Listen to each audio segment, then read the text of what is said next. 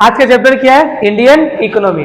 आज हम लोग इंडियन इकोनॉमी का फर्स्ट चैप्टर स्टार्ट करेगा, जिसका नाम क्या है? Indian economy on the eve of independence. ठीक है, मतलब इंडिपेंडेंस से पहले हम लोग का इंडियन इकोनॉमी में क्या क्या हुआ था, क्या क्या चेंजेस हुआ, ये सब आज हम लोग बेसिकली पढ़ने वाला है।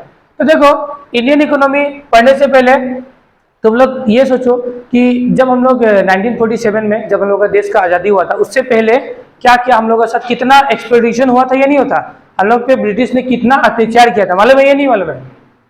और इसलिए तो मालूम है। तो आज हम लोग वही चैप्टर को पढ़ेगा कि इसमें मालूम करेगा हम लोग ये कि इंडिया हम लोग पे ब्रिटिश ने कैसे कैसे अत्याचार किया था, क्या क्या किया था, हाँ, ये सब पढ़ने वाला है। तो देखो, सबसे पहले हम लोग तो ये पढ़ेगा कि कॉलोनियल रूल क्या होता है। सबसे पहले क्या पढ़ेगा हम लोग? कॉलोनियल रूल क्या है? नाम सुना है क्या इससे पहले? कॉलोनियल का ना वर्ड सुना है क्या? कॉलोनियल, कॉलोनियल, कॉलोनी नहीं रे भाई, कॉलोनियल बोल रहा है वो। कॉलोनी तुम लोग का घर वाला कॉलोनी नहीं, ये कॉलोनियल का बात हो रहा है। कॉलोनियल रूल समझा क्या तुम लोग? स्कूल में पढ़ा ना? समझा नहीं था। हाँ, तो कॉलोनियल रूल के बारे में आज हम लोग थोड़ा थोड़ा समझ लेते हैं कि क्या होता है ये कॉलोनियल रूल। तो देखो, कॉलोनियल रूल में क्या होता है पता है? कि एक कंट्री दूसरा कंट्री के ऊपर क्या करता है? राज। क्या करता है? शासन। राज क्या करता है? राज या शासन। ठीक है, तो colonial rule refers to the period in history when one country or group of people stabilizes and maintains control over another region and another group of people। मतलब कॉलोनियल रूल का सिंपल सा मतलब क्या होता है कि एक कंट्री या ग्रुप ऑफ पीपल जब दूसरा कंट्री पे ग्रुप ऑफ पीपल पे क्या करता है? कंट्रोल करता है। क्या करता है? कंट्रोल। सिर्फ कंट्रोल करने का मतलब उसके पॉलिटिकल सिस्टम पे भी कंट्रोल करेगा, इकोनॉमिक सिस्टम पे भी कंट्रोल करेगा, हर चीज पे उसका क्या होगा? कंट्रोल होगा। तो उसको हम लोग क्या बोलते हैं? Colonial rule. क्या बोलते हैं? Colonial rule. ये एग्जाम में 1 या 2 मार्क के लिए इजी आने वाला है, तो याद रखना कॉलोनियल रूल का मतलब एकदम सिंपल से क्या होता है? जब ग्रुप ऑफ पीपल या वन कंट्री अनदर कंट्री या रीजन पे कंट्रोल करता है तो उसे हम लोग क्या बोलते हैं? Colonial rule. ठीक है, typically for economic, political, cultural region. ठीक है, this control often achieve through the military forces, political dominance and economic expedition. ये जो तुम्हारा कंट्रोल होता है वो किसके थ्रू होता है? मिलिट्री के थ्रू होता है। ठीक है, मिलिट्री फोर्सेस के थ्रू, पॉलिटिकल डोमिनेंस के थ्रू ये कंट्रोल किया जाता है। समझ में ना बात? फिर देखो, इंडिया का बात होगा। इंडिया के बाद में इंडिया के बारे में देखो, in India the colonial rule stage around 200 years. India में कॉलोनियल रूल कितना साल तक था? अराउंड 200 साल तक। ब्रिटिश हम लोग पे कितना राज किया था? अराउंड 200 साल तक ब्रिटिश पूरा हम लोग का लिया था। हाँ, पूरा हम लोग का अच्छा से लिया था। जैसे तुम लोग घर में मम्मी पापा लेते हैं ना तुम लोगों का एग्जाम रिजल्ट खराब होने के बाद, हाँ, तो उसी तरह लिया था हम लोग का 200 साल तक। सोचो 200 साल, 1-2 साल नहीं है। हाँ, अगर 1-2 साल तुम लोग का, अगर अब 1-2 साल छोड़ो, अगर 1-2 दिन तुम लोग पे कोई कंट्रोल करने लगेगा ना तो गुस्सा आता है। अब ब्रिटिश सोचो कितना साल तक कंट्रोल किया था हम लोग के ऊपर। अभी मान लो सिंपल सा बात है ना, अगर किसी का गर्लफ्रेंड है ना, है ना, किसी का नहीं है तुम लोग का कोई? हाँ, नहीं है ना, अच्छा बात है, नहीं है, अच्छा बात है। तो जब एक गर्लफ्रेंड बॉयफ्रेंड पे कंट्रोल करना स्टार्ट करता है तो भैया बहुत दुख लगता है यार, लगता है ना? हाँ भाई, उसका एक्सपीरियंस है, लग रहा है, मार देगा, एक्सपीरियंस है अनुज को। हाँ हाँ, मेन लग रहा है कि अनुज को एक्सपीरियंस है इसका। तो सोचो ब्रिटिश हम लोग पे कितना राज किया था? 200 साल। कब से कॉलोनियल रूल इशू लागू हुआ था? देखो कब से? 1757 से लेकर 1947 तक। कितना? 1757 से लेकर 1947 तक क्या हुआ था? ब्रिटिश हम लोग पे राज किया था। अगर इससे माइनस करेगा तो 190 ईयर्स अराउंड होगा। देखो तो, हाँ, 190 साल होगा ना? कितना होगा तुम्हारा? 190 साल। लेकिन हम लोग क्या, हम लोग मान के रखे कि अप्रोक्स कितना साल? 2 साल तक, 200 साल तक। ठीक है, हम लोग पे ब्रिटिश क्या किया था? राज किया था। ठीक है, 190 अप्रोच होता है। ठीक है, फिर under which the Britishers exploited the Indian country and form the economic policy in India. मतलब जो ब्रिटिशर्स था वह इंडिया का शोषण किया था। एक्सप्लॉइटेशन का मतलब शोषण होता है। ठीक है, और पॉलिसीज में भी क्या किया था? बहुत सारा चेंजेस लाया था जब उन लोग का राज था तब। ठीक है, अभी पढ़ेगा तुम लोग कितना अत्याचार किया था ब्रिटिश, मजा आ जाएगा, फील आएगा तुम लोग। फिर नेक्स्ट है हम लोग का स्नेकनेट इकोनॉमी। क्या होता है? स्नेकनेट इकोनॉमी, स्नेकनेट इकोनॉमी के एक ऐसा इकोनॉमी होता है जिसका डेवलपमेंट का रास्ता रुका हुआ रहता है, मतलब डेवलपमेंट होता ही नहीं है। बस ब्रिटिश, देखो इंडिया में ब्रिटिश आया था, अच्छा बात है, लेकिन इंडिया का डेवलपमेंट एकदम रुक गया था। क्या हुआ था? ब्रिटिश आने के बाद इंडिया का डेवलपमेंट एकदम क्या हो गया था? रुक गया था। हालांकि उन लोग बहुत कुछ डेवलप किया, बट फिर भी डेवलपमेंट, हम लोग का पर्सनल डेवलपमेंट क्या हो गया था? रुक गया था ब्रिटिश आने का बाद। ठीक है, स्नेकनेट इकोनॉमी समझना। Stagnant economy refers to the economy which is stuck or very low at its part of development, मतलब हम लोग का डेवलपमेंट रुक गया था और वेरी लो था, वेरी लो था, हम लोग का डेवलपमेंट क्या हो गया था? रुक गया था। समझ में आया मेरा बात? कोई दिक्कत है? बोलो, इसमें कोई दिक्कत? नो दिक्कत। फिर अब हम लोग पढ़ेगा कि कॉलोनियल रूल से पहले, कॉलोनियल तो 1757 में लागू हुआ था ना, उससे पहले हम लोग का कंडीशन कैसा था देश का? उस टाइम वाला कंडीशन मस्त था। Features of Indian economy, features of Indian economy before colonial rule, मतलब कॉलोनियल रूल मतलब ब्रिटिश आने से पहले का बात होगा। कब का? ब्रिटिश आने से पहले। तो देखो, जब ब्रिटिश नहीं आया था उससे पहले हम लोग का क्या क्या फीचर्स था इंडियन इकोनॉमी का, अभी हम लोग ये पढ़ने वाले हैं। ठीक है, तो agriculture was the main source of employment and livelihood for the people of our country. मतलब देखो, जब ब्रिटिश लोग नहीं आया था ना, उससे पहले हम लोग का मेन एम्प्लॉयमेंट का सोर्स क्या था? एग्रीकल्चर। क्या था? एग्रीकल्चर। मेन हम लोग एम्प्लॉयमेंट कहां से जनरेट होता था हम लोग के लिए? एग्रीकल्चर से। 85%, कितना? 85%, देख रहे हो ना, 85% अराउंड लोग एग्रीकल्चर से ही जुड़ा था। 85% लोग क्या करता था? सिर्फ खेती करना जानता। क्या? सिर्फ खेती, खेती, खेती, खेती एंड खेती। ठीक है, of the economy live directly and indirectly from the agriculture. या तो वो डायरेक्टली जुड़ा था एग्रीकल्चर से, या तो इनडायरेक्टली, मतलब जुड़ा था, मतलब जुड़ा था। ठीक है, तो कॉलोनियल रूल से पहले मोर देन 85% पॉपुलेशन जो था वो खेती ही करता था। वो खेती से या तो डायरेक्टली जुड़ा था या तो इनडायरेक्टली, मतलब जुड़ा था, मतलब जुड़ा था। फिर नेक्स्ट क्या तुम्हारा? The farmer grew only what he needed for his one needs and share it with the village artisan who supply him with simple product for home use. देखो, जब कॉलोनियल रूल नहीं था उससे पहले जो भी फार्मर था ना, फार्मर जो भी अनाज उगाता था, तो फार्मर अनाज उगाता था खुद के लिए, किसके लिए? सेल्फ कंजम्पशन के लिए, और दूसरा से शेयर करने के लिए, बेचने का पर्पज से उगाता नहीं था। बात समझ में आ रहा ना? कॉलोनियल रूल से पहले अनाज किस लिए उगता था? खुद के लिए। किसके लिए? खुद के लिए, और दूसरा से शेयर करने के लिए। समझ में आना बात? याद है ना बार्टर सिस्टम? याद है ना बार्टर सिस्टम? जिसमें लोग क्या किया था, क्या करता था? सामान को एक्सचेंज करता था। तो एक फार्मर मान लो कि गेहूं उगाया, तो एक फार्मर क्या उगाया? हाँ, एक गेहूं उगा रहा है तो एक चावल उगा रहा है, तो उन लोग क्या कर लिया? एक्सचेंज कर लिया। क्या कर लिया? एक्सचेंज कर लिया। बात समझ में आया ना? हाँ, ये लोग को बहुत हंसी आ रहा है आजकल। हाँ, हंसी आ रहा है ना? हाँ, कुछ देख के आए क्या? किसी को मिल गया क्या सुबह? हाँ, फिर नेक्स्ट देखो, in India maintain an active trade board with in the country and with other country in Asia and Europe. देखो, इंडिया जो ट्रेड समझता है ना, यू नो ट्रेड, ट्रेड क्या होता है? क्या गया हम लोग का? ट्रेड टू गायब हो गया। ट्रेड क्या होता है? हाँ, buying and selling, goods and services को जब हम खरीद लेन देन करता है ना, बाय एंड परचेस तो सेम ही होता है, बाय एंड सेल करता है, उसको ट्रेडिंग बोलते हैं। ठीक है, तो जब कॉलोनियल रूल नहीं था तो हम लोग क्या कर रहा था? हम लोग का एक्टिव ट्रेड, मतलब हम लोग बहुत अच्छा से ट्रेड करता था यूरोपियन कंट्री से भी और एशियन कंट्री से भी। अच्छा से हम लोग का क्या होता था? ट्रेड हम लोग करता था, व्यापार अच्छा से कर रहा था। ठीक है, तो India was famous for is handicraft industry. क्यों ना? हैंडीक्राफ्ट इंडस्ट्री क्या होता है? हाथ से बनाया हुआ। क्या से? हाथ से जो बनता था ना, हम लोग का इंडिया हैंडीक्राफ्ट इंडस्ट्री के लिए बहुत ज्यादा क्या था? फेमस था। हम लोग का जो कपड़ा बनता ना, तो एक तो सिल्क, यू नो सिल्क से कितना अच्छा अच्छा कपड़ा बनाया जाता था। अरे एक कपड़ा को बनाने के लिए बहुत टाइम भी लगता था उस टाइम में। हाँ, क्योंकि हाथ से बनाया जाता। हाथ से बनाना मतलब बहुत ज्यादा टाइम लगता, लेकिन कपड़ा का जो क्वालिटी होता था ना, हाँ, अगर मान लो एक अंगूठे, तो समझता है तुम? रिंग समझता है ना? यू नो रिंग नहीं बनता? अरे अंगूठी शादी में पहनेगा ना, शादी में जो पहनता है, हाँ, तो रिंग समझता ना? उस रिंग से पता है इतना अच्छा क्वालिटी होता था कपड़ा का, उस रिंग से वो पूरा कपड़ा पार हो जाएगा। इतना अच्छा फैब्रिक यूज किया जाता था उस टाइम में, ओरिजिनल था ना। अभी तो अभी कपड़ा दुकान तो स्पोर्टिंग खोल लो, डूबा उसमें घुसेगा, कभी भी नहीं होगा। हाँ, पार ही नहीं होगा, अटक जाएगा वो थोड़ा सा में। लेकिन पहले का कपड़ा का क्वालिटी बहुत अच्छा होता था, ठीक है। तो इंडिया अपना हैंडीक्राफ्ट इंडस्ट्री के लिए क्या था, बहुत ज्यादा फेमस था। क्या था, फेमस था, ठीक है।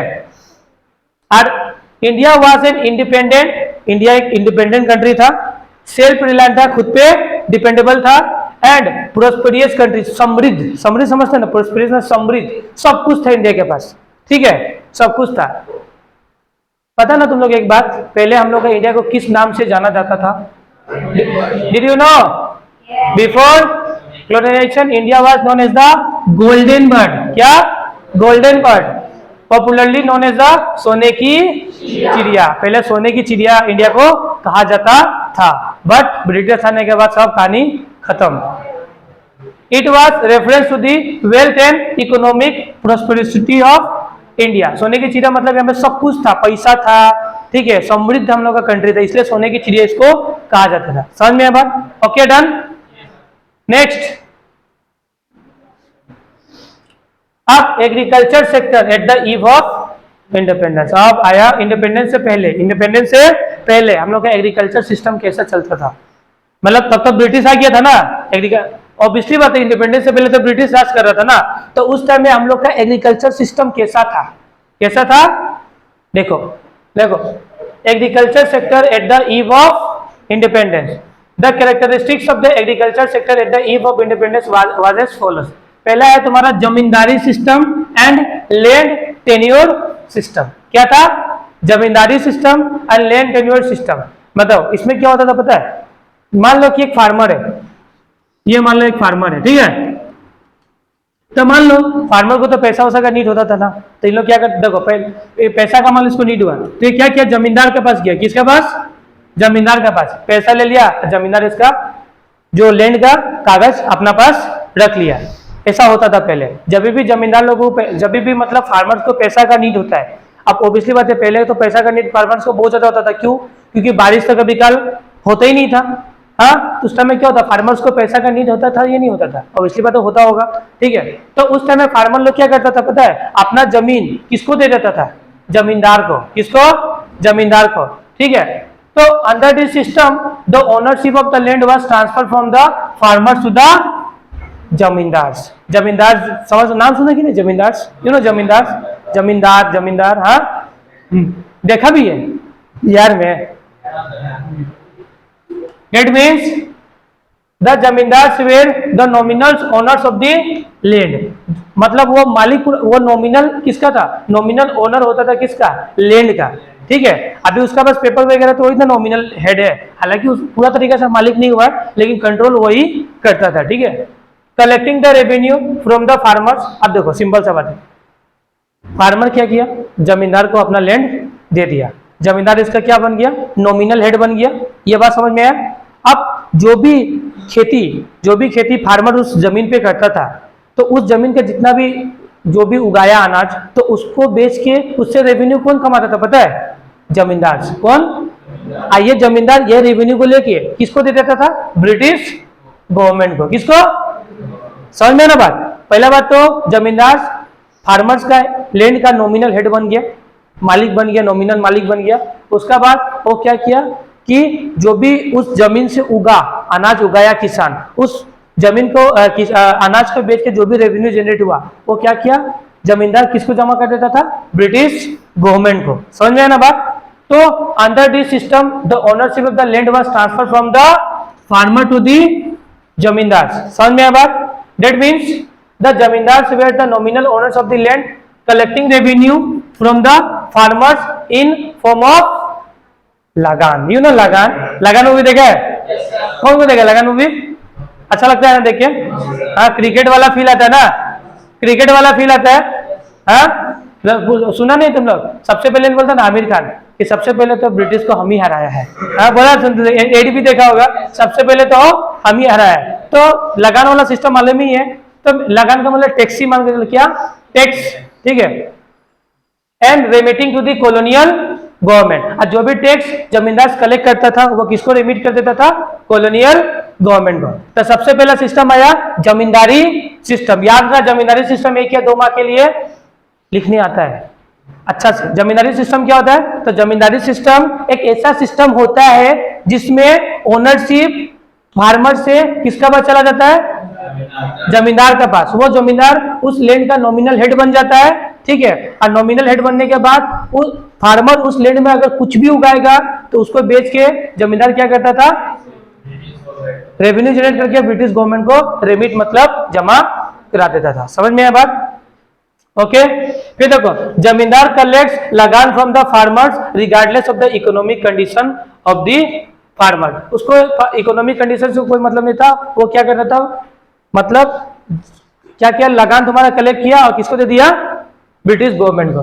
The zamindars and the colonial government have not taken any initiative to improve और strength the situation of agriculture. देखो अब सिंपल सा बात है कि जो ब्रिटिश गवर्नमेंट टैक्स कलेक्ट करता था, लगान कलेक्ट करता था, ठीक है, उससे वो कोई डेवलपमेंट नहीं करता था। वो एग्रीकल्चर में ऐसा कोई कि नहीं कुछ रिवोल्यूशन है, ऐसा कुछ नहीं। वो बस लैंड अपना जो लगान कलेक्ट करके अपना यूज के लिए यूज करता था, मतलब ब्रिटिश गवर्नमेंट खुद का यूज के लिए।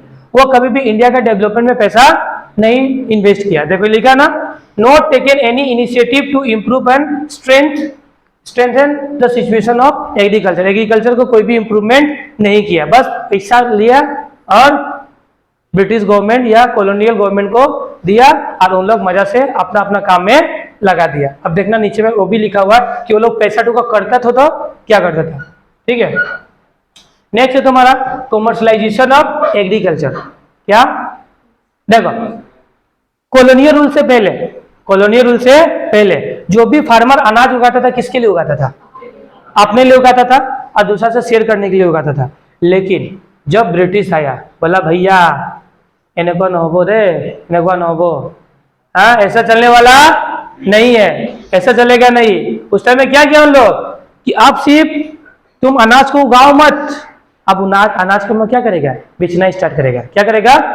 कॉमर्शलाइजेशन करेगा। कॉमर्शलाइजेशन मतलब इससे बिजनेस करेगा हम लोग। क्या करेगा? बिजनेस करेगा। अब अनाज से हम लोग बिजनेस करना स्टार्ट करेगा। अब देखो फार्मर यहाँ पे ब्रिटिश क्या किया देखो, it refers to the production of the crop for sale not for home consumption. अब तुम घर पे यूज मत करो, इसको क्या करना होगा? बेचना होगा। क्या करना होगा? जो भी प्रोडक्शन हो रहा है, जो भी हम लोग अनाज उगा रहा है, उसको खुद के लिए नहीं रखना है, बेच दो। क्या करो? बेच दो, ठीक है। Farmers were paid higher price to produce the cash crop. Cash crop? Cash crop मतलब जो farmers were paid higher price, farmers को पेड किया जाता था बहुत ज्यादा प्राइस कि क्या उगाने के लिए? कैश क्रॉप उगाने के लिए। क्या उगाने के लिए? Cash crop. समझ में? कैश क्रॉप क्या होता है? Such as cotton, jute and indigo. मतलब देखो इसका खेती करने से क्या पता था? अगर मान लो फार्मर्स इसका खेती कर रहा है और कैश क्रॉप उगा रहा है तो फार्मर्स को बहुत ज्यादा पैसा मिलता था। इसका रीजन है क्योंकि इसमें प्रॉफिट बहुत ज्यादा था। जूट में, इंडिगो में, इंडिगो सुना? नील क्या? इंडिगो में नील का खेती सुना ही होगा, ठीक है। कॉटन तो तुम लोग यू नो कॉटन, ठीक है। तो ये सब का खेती करने के लिए फार्मर्स को बहुत ज्यादा पैसा मिलता था। तो बार बार ब्रिटिश बोलता था आप लोग इसका खेती कीजिए, दूसरा मत हो गया, अनाज उतना फायदा नहीं है, आप लोग किसका खेती कीजिए? कैश क्रॉप उगाइए। क्या crop? Cash crop. Cash crop में पैसा ज्यादा मिलता था, ब्रिटिश गवर्नमेंट को उसको बेचने से बहुत ज्यादा पैसा मिलता था। इसलिए फार्मर्स को बोलता था कि भाई देख तू सिर्फ क्या उगाओ? Cash crop उगाओ। क्या उगाओ? कैश क्रॉप उगाओ, ठीक है। सो date could be use them as a raw material for the British industry। इसी कैश क्रॉप का यूज से देखो ये कैश क्रॉप ब्रिटिश इंडस्ट्री के लिए रॉ मटेरियल का काम करता था। क्या रॉ मटेरियल, ठीक है। The higher price level force the farmer to produce the cash crop rather than the food crop. समझ रहे हैं ना ये बात? फार्मर्स को हायर प्राइस पे किया जाता था किस क्या उगाने के लिए? Cash crop rather then food crop. Food crop में बेनिफिट कितना होगा? अब खाने पीने का सामान उसमें क्या ना होने वाला है, हाँ। अभी सुट्टा मारेगा तो उसमें ज्यादा गवर्नमेंट, हाँ उसमें ज्यादा टैक्स मिलता है गवर्नमेंट को, हाँ बोलो जुबा केसरी उसमें ज्यादा पैसा है, हाँ। और ये सब फूड में बेचेगा तो क्या है, कोई आइटम अगर बस्ता वाला है तो नील रेटेड होता है। क्या होता है? उसमें टैक्स वेक्स लगता नहीं है। अब आटा चावल में टैक्स लगा देगा तो होगी, तब तो दिक्कतें है ना, हाँ। लेकिन आटा चावल में भी टैक्स लगता है कब? अगर तुम पैकेटिंग वाला आइटम लेता है ना, तो उसमें लेता है 5 किलो 10 किलो का जो पैकेटिंग आता है ना, उस पर टैक्स लगता है 5% लगता है, ठीक है। लेकिन नॉर्मली जो होता है ना, उस पर टैक्स वैक्स नहीं लगता है, ठीक है। तो देखो और एक तो बात है, जो ये जूट इंडिगो इस इंडिगो वगैरह का खेती है ना, ये खेती करने से पता है लैंड का जो होता है ना फर्टिलिटी वो बहुत कम हो जाता है, मतलब लैंड खराब होता था। क्या होता था? खराब होता था। समझा तुम लोग कॉमर्शलाइजेशन ऑफ एग्रीकल्चर का मतलब ब्रिटिश गवर्नमेंट आने के बाद ब्रिटिश गवर्नमेंट ये बोला, भाई देख तुम जो प्रोडक्ट उगा रहा है, जो तुम लोग क्रॉप उगा रहा है वो बेचो। क्या करने के लिए? अब उसको बेचने के लिए हम लोग यूज करेगा, उसको सेल्फ कंजम्पशन बंद करो, अब उसका बेचना ज्यादातर स्टार्ट करो, ठीक है। ये हुआ। फिर नेक्स्ट हुआ लो लेवल ऑफ प्रोडक्टिविटी। मतलब देखो जब कॉलोनियल रूल था ना, तो उस समय ना जो हम लोग का लैंड था ना, उसका प्रोडक्टिविटी बहुत ज्यादा क्या था? लो था। मतलब उतना अनाज उग नहीं पाता था। लेट्स बस एग्जांपल से बताता है कि जैसे कि ये देखो, ये क्या है? ये खेत है। क्या है? खेत है।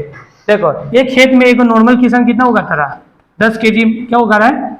गेहूं, वीट उगा रहा है। क्या उगा रहा है? 10 केजी क्या उगा रहा है? वीट उगा पा रहा है, क्योंकि इसका फर्टिलिटी इसका उतना नहीं था। और एक और इस तरीके का सेम लैंड है, उसमें वो कितना उगा रहा था? 100 केजी। कितना उगा रहा था? 100 केजी। मतलब इसमें 10 केजी उगने का रीजन था कि प्रोडक्टिविटी बहुत कम था। उसका मतलब देखो productivity refers to the output per hectare of land, मतलब पर हेक्टर ऑफ लैंड में आउटपुट कितना उग रहा है, ठीक है ना। तो during the colonial period the productivity of the Indian agriculture was very low. The reasons for this are as follows. इसका बहुत सारे रीजंस था। प्रोडक्टिविटी लो होने का तो रीजंस होगा ना। अभी तुमको देखो मत क्या क्या हो सकता है प्रोडक्टिविटी लो होने का रीजंस क्या क्या हो सकता है, बताओ तो। प्रोडक्टिविटी लो था कॉलोनियल रूल से पहले। कॉलोनियल रूल से पहले जो भी लैंड था ना इंडिया में, उसका प्रोडक्टिविटी बहुत कम था। क्यों था? क्यों था बोलो? हाँ, वेदर का वजह से। और बोल फर्टिलाइजर्स और हाँ हाँ ठीक बोले। क्या बोले? हाँ, न्यू टेक्निक्स नहीं था। क्या है देखो, पहला बात तो लेक ऑफ इरिगेशन फैसिलिटी। क्या? Lake of irrigation. इरिगेशन का मतलब इरिगेशन का मतलब मालूम नहीं है तुम लोगों को? हाँ, नाम तो भाई करे तुम। इरिगेशन मतलब पानी डालना। क्या डालना? पानी डालना। तो उस टाइम में पानी डालने वाला मतलब उस टाइम में पानी ऐसे भी पता ना बहुत कम था। हाँ, मतलब कुआं से पानी निकाल के फिर खेत में ले जाया जाता था। हाँ, फिर मान लो कि आप मैक्सिमम डिपेंड रहता था किस पे? काले मेघ का पानी तो बरसात है। हाँ, बता ना, काले मेघ का पानी तो बरसात है। हम लोग मैक्सिमम पहले का लोग इस पे डिपेंड था, होता ना।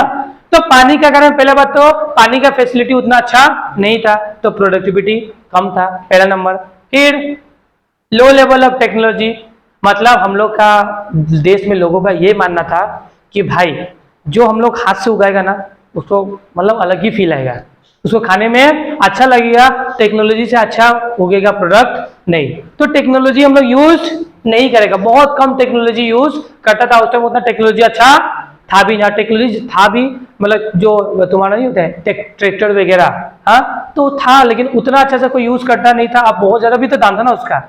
हाँ, फिर से negligible use of fertilisers. Fertilisers का यूज करता ना, मतलब वो लोग फर्टिलाइजर्स में बिलीव नहीं करता था। फर्टिलाइजर से बहुत सोचता था कि खेत क्या होता है? खराब होता है। समझ में? फर्टिलाइजर समझता है ना।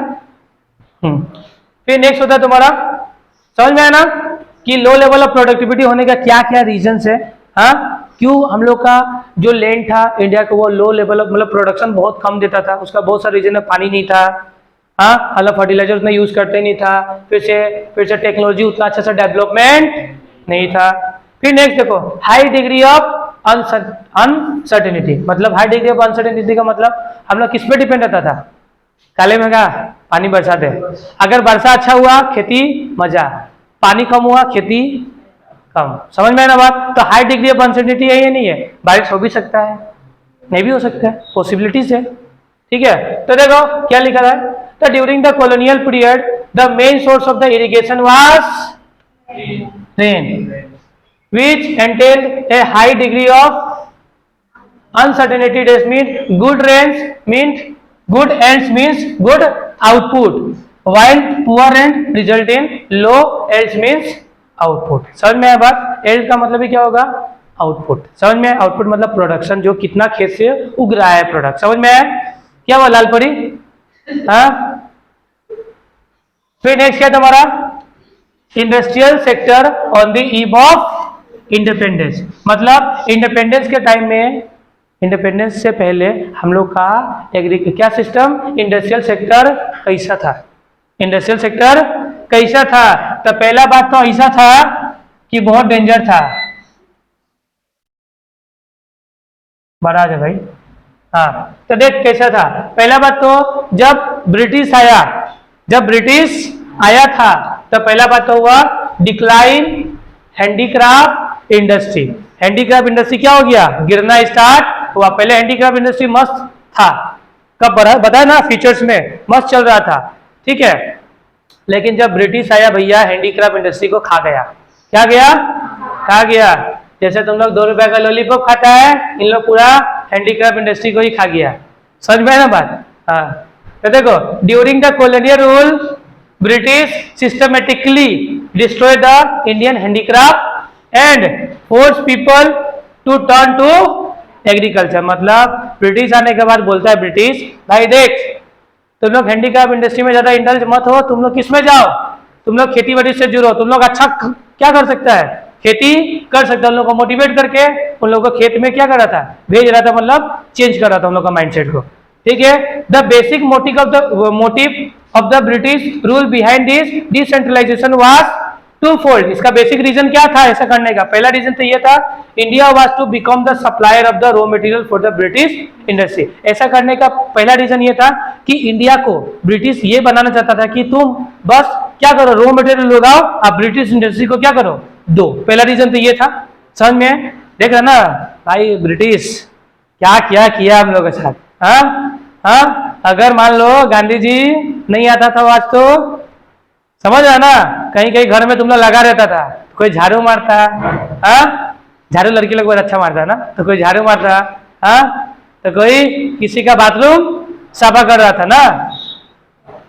देखो नेक्स्ट क्या हो, देखो to develop the India as an, क्या लिखा है, छोड़ो, to develop India as an market for the British manufacturer goods. मतलब इंडिया को डेवलप किया जा रहा था कि वो सिर्फ क्या करे, ब्रिटिश के लिए मैन्युफैक्चर, मतलब जो ब्रिटिश बनाया होगा जो गुड्स को। अब देखो सिंपल सा मतलब ब्रिटिश यहाँ से क्या ले जा रहा है, रॉ मटेरियल्स लेके जा रहा है, ब्रिटिश उसको क्या करेगा, फाइनल प्रोडक्ट बनाएगा, ठीक है। और उस फाइनल प्रोडक्ट को कौन खरीदेगा, वापस इंडिया वाला खरीदेगा। और किस दाम में, हायर दाम में। इसका मेन मोटिव क्या था, ब्रिटिश को ये करना था, ठीक है। मतलब इंडिया को डेवलप करो एज ए मार्केट, क्या डेवलप करो, एज ए मार्केट। जो हम लोग इंडिया से रॉ मटेरियल लेके जा रहा है उसको देखो, इंडिया से रॉ मटेरियल लाइक लकड़ी लेके गया, लकड़ी से मत क्या बनाया, फर्नीचर बनाया। एक लकड़ी को कितना खरीद में ले गया, मान लो 500 में खरीद के लेके गया, कितना में, 500 में। तो ब्रिटिश लोग 500 में खरीद के लेके गया इंडिया से, और मस्त उसको क्या बनाया, फर्नीचर बनाया। अब 500 का माल 1000 में चिपका दिया। तो वो क्या कर रहा था, इंडिया को एक मार्केट के तौर पे देख रहा था। क्या के तौर पे, मार्केट के तौर पे, कि जो हम लोग यहाँ से प्रोडक्ट लेकर वापस से इसको बढ़िया से गुड्स बनाओ, मैन्युफैक्चर करो, और वापस यहाँ पे आके ये लोग को चिपका दो, बात खत्म, पैसा ही पैसा। समझ में आया ना बात, समझ में आया। फिर नेक्स्ट डिस्क्रिमिनेशनरी टैरिफ पॉलिसी, ठीक है। डिस्क्रिमिनेटरी टैरिफ पॉलिसी, टैरिफ का मतलब पता है, यू नो टैरिफ क्या होता है, टैक्स होता है। क्या होता है, टैक्स होता है, टैक्सेशन पॉलिसीज। हाँ, तो डिस्क्रिमिनेटरी टैरिफ पॉलिसी, इसमें देखो ब्रिटिश, इसमें यहाँ पे भी इंडिया को नहीं छोड़ा है भैया, यहाँ पे भी इंडिया का अच्छा से किया था, ठीक है। अब आगे नहीं बताएगा, ठीक है। हर तरीका से मतलब ब्रिटिश मतलब बोला ना, इंडिया को लूट लिया। क्या लिया, अगर आज ब्रिटिश नहीं आता था तो आज इंडिया कहाँ से कहाँ और डेवलप हो गया रहता था, ठीक है। तो ब्रिटिश, देखो क्या लिखा है, the British India government followed, देखो free trade and unrestricted access entry for the British good. जो ब्रिटिश गुड है उस पर कोई टैक्स वैक्स नहीं लगेगा, आराम से इंडिया में ब्रिटिश गुड्स का एंट्री होगा। जो ब्रिटिश बना के इंडिया में लेके आ रहा ना, उसमें कोई टैक्स वैक्स नहीं लगेगा, मस्त से आ रहा है, ठीक है। Duty free export of raw material from the India to Great Britain. मतलब इंडिया से जो भी रॉ मटेरियल है ब्रिटेन भेजा जा रहा है, उसमें कोई टैक्स नहीं लगेगा, कोई भी टैक्स नहीं लगेगा, ठीक है। High tariff were impose on the export of the Indian handicraft product which cause the Indian handicraft industry lose its pride and position. मतलब अगर इंडिया कोई भी मतलब प्रोडक्ट बनाया है, मतलब हाथ से कोई भी चीज, मतलब कपड़ा एक मैन्युफैक्चर किया है, कोई भी कुर्ता वगैरह बनाया है और इंडिया से अगर बाहर भेजेगा तो उस पर बहुत ज्यादा टैक्स बहुत ज्यादा लगेगा। समझ में आ रहा बात? पता है तुमको एक बात, इंडिया का जो कपड़ा बन के जाता था ना, वो राजा महाराजा लोग पहनता था, बाहर वाला लोग इसे बहुत पसंद करता था, पता है? हाँ, बहुत अच्छा पाता था, क्योंकि इन लोगों का कपड़ा का क्वालिटी इतना अच्छा होता रहा ना कि इसका कोई तोड़ ही नहीं था, मतलब बहुत सॉफ्ट होता था, तो बाहर वाला लोग इसको पहनना बहुत ज्यादा पसंद करता था। ठीक है, लेकिन इसमें भी ब्रिटिश क्या किया, भैया ऐसा नहीं चलेगा, ये लोग क्या किया, खूब इसमें क्या लगा दिया, खूब टैक्स लगाया। हाँ, भेजिए बाहर में कोई, अब मान लो कि सामान का, ऑब्वियसली बात है, सामान का दाम ज्यादा रहेगा तो कोई खरीदेगा सामान? कोई खरीदेगा नहीं। अब वापस ब्रिटिश इसको ले लेगा और खुद जाके बेचेगा, तो ब्रिटिश को फायदा होगा ही नहीं होगा? तो ब्रिटिश यहाँ पे भी इंडिया को नहीं छुड़ा था। अब जब ब्रिटिश क्या कि इस पर बहुत ज्यादा टैक्स लगाना, तो इंडिया अपना प्राइड इन पोजीशन हैंडीक्राफ्ट में क्या हो गया, लूज करना स्टार्ट कर दिया, मतलब पोजीशन उसका नीचे जाने लगा। तो ब्रिटिश, देखो इंडिया सिर्फ ब्रिटेन को माल बेचता था क्या? बहुत सारा कंट्री को भी, यूरोपियन कंट्री को भी माल बेचता था, ठीक है, एशियन कंट्री को भी बेचता था, सब बंद कर दिया ब्रिटिश भैया। हर तरीका से इंडिया को डुबाया है, हर तरीका में कुछ भी चीज छोड़ा नहीं है, मतलब एकदम हर तरीका से भीतर कर दो इंडिया को। ठीक है, नेक्स्ट है तुम्हारा lack of capital industry. Capital goods याद है, कैपिटल गुड्स हम बताया था, हाँ, ऐसा गुड्स जो मशीन से बनता है, बताया था ना। तो नेक्स्ट क्या तुम्हारा, lack of capital goods industry. India में कैपिटल गुड्स इंडस्ट्री था ही नहीं था, बहुत कम था ही नहीं। The capital goods industry refers to the industry capable of producing the machine tools, जो मशीन से बनाया जाता था, तो ऐसा गुड्स को हम कैपिटल गुड्स बोलता था। ठीक है, during the colonial period there was no capital industry worthy the name and the British paid no attention to promoting and supporting this industry because they wanted to India be only the supplier of raw material. मतलब जब colonial period था तो कोई भी industry नहीं था, machine वाला industry कोई भी नहीं था, और ब्रिटिश ये मशीन वाला इंडस्ट्री को डेवलप करना भी नहीं चाहता था, क्योंकि उन लोग का मेन मोटिव क्या था, इंडिया सिर्फ हमको रॉ मटेरियल बेचे, हम लोग फाइनल गुड्स बनाए और फिर इंडिया को बेचे, उसका मेन मोटिव था। तो इसीलिए अब इसमें सब सिंपल सा बात है ना, सब अपना प्रॉफिट देख रहा था, क्या देख रहा था, वो सिर्फ अपना ही प्रॉफिट देख रहा था, उसको इंडिया से कोई मतलब नहीं था। इंडिया को किसके लिए देख रहा था, सिर्फ मार्केट, क्या बस क्या है, मार्केट है। समझ में आया बात? फिर नेक्स्ट क्या है, change in the pattern of demand. अब देखो, देखा देखी में बहुत कोई बिलीव करता नहीं करता है, देखा देखी आज के डेट में हम लोग वेस्टर्न कल्चर को अपना रहा है और अपना ट्रेडिशनल कल्चर को छोड़ रहा है, ऐसा होता ही नहीं होता है। अभी देखता ना, कोई जन तो पूजा में ऐसा कपड़ा पहन लेता है जिसका कोई मतलब ही नहीं होता ही नहीं होता है, बहुत कोई। हाँ, अभी भैया पूजा हो रहा है, मंदिर में जा रहा है, हाँ, तो रील से देख ही रहा होगा, हाँ, आप ये कपड़ा पहन के अंदर नहीं जा सकते हैं, हाँ, होता ही नहीं होता है। तो वे जब कॉलोनियल रूल्स आया, मतलब कॉलोनियल जब ब्रिटिश आया, तो लोग देखा देखी करना स्टार्ट कर दिया, जैसा उन लोग करता था ना, हम लोग भी खुद को ऐसा करना चाह रहा था। अभी हम लोग भी पहले धोती कुर्ता पहनता था ना आप क्या पहनेगा, पैंट शर्ट पहनेगा, क्या करेगा, पैंट शर्ट पहनेगा। तो देखा देखी करना क्या हो गया, स्टार्ट हो गया। अब देखा देखी स्टार्ट होगा तो डिमांड चेंज होगा नहीं होगा, हम लोग का प्रोडक्ट का डिमांड होगा क्या, हम लोग में जो धोती कुर्ता बन रहा है उसका डिमांड गिरेगा या नहीं गिरेगा, तो इसलिए बात है क्या होगा, गिरेगा। तो कॉलोनियल रूल आने के बाद हम लोग का प्रोडक्ट का डिमांड भी क्या हो गया, गिरना स्टार्ट हुआ। क्यों? क्योंकि हम लोग को वेस्टर्न कल्चर में ज्यादा पसंद आता है, और अभी भी कोई का थिंकिंग वही है, भैया वेस्टर्न कल्चर हम लोग अपनाएगा, तो भैया वेस्टर्न मत करो, क्या बोला है, मेड इन इंडिया, बताया ना, मेड इन इंडिया। हालांकि हम लोग प्रोडक्ट तो मैक्सिमम चाइना वाला का यूज करते हैं, मोबाइल मैक्सिमम चाइना का यूज कर रहा है ना। हाँ, देखो, the influences of British culture began to be felt by the public, and as a result, as a new class emerged in the India that was the eager to adopt the Western lifestyle. This changed the pattern of demand against the Indian products. समझ में आया बात?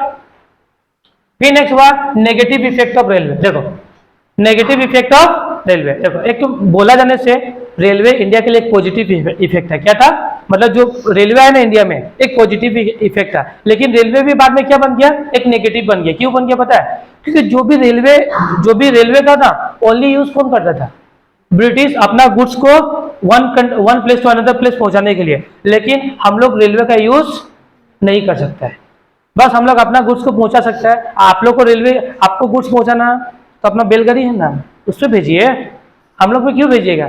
मतलब हर तरीका से तोड़ा है, हर तरीका से क्या हुआ है, हर तरीका से तोड़ा है। तो क्या देखो, although the introduction of the railroads was one of the positive effects of the colonial period, मतलब पॉजिटिव इफेक्ट था कॉलोनियल पीरियड का। The railroads prove to be the terror, क्या बन गया? Terror to the Indian industry at the time. Indian industry के लिए क्या बन गई है? टेरर बन गया। क्या बन गया? टेरर। समझ में आया बात? The British use the railroads only to their, खुद का एडवांटेज के लिए यूज करता था, ठीक है। Which mean that a market for the cheap British product began to grow while the expensive handmade product began to shrink. मतलब simple सा बात है ना, अगर मान लो वो लोग रेलवेज के यूज कर रहे हैं तो one place to another place या one country to another country में गुड्स पहुंचाना है तो इजीली पहुंचता, ये नहीं पहुंचता था। कॉस्ट क्या लगता था? कम लगता था। लेकिन वही अगर इंडिया को पहुंचाना है one place to another place तो क्या होता था? कॉस्ट ज्यादा लगता था। कॉस्ट ज्यादा लगेगा तो प्रोडक्ट क्या होगा? एक्सपेंसिव होगा। एक्सपेंसिव होगा तो कोई खरीदेगा क्या? आई लोग का प्रोडक्ट क्या होता था? चीप होता था। क्यों चीप होता था? उसका रीजन है भैया, उसका रीजन क्या है? क्योंकि टाइम बचता था, ठीक है। समझ में ना बात? ये था हम लोग का कॉलोनियल, क्या था? Industrial sector at the eve of independence. समझ में आना बात? कोई दिक्कत? जिंदगी में कोई दिक्कत है? जिंदगी में बहुत दिक्कत है बोलना, जिंदगी में बहुत दिक्कत है क्योंकि तुम स्टूडेंट है, हाँ। लेकिन ऐसे कोई दिक्कत है कॉन्सेप्ट के रिगार्डिंग? कोई भी प्रॉब्लम नहीं है? तो आज का क्लास हम लोग यहीं पे समाप्त करते हैं, ठीक है। मिलता है हमारा नई क्लास में।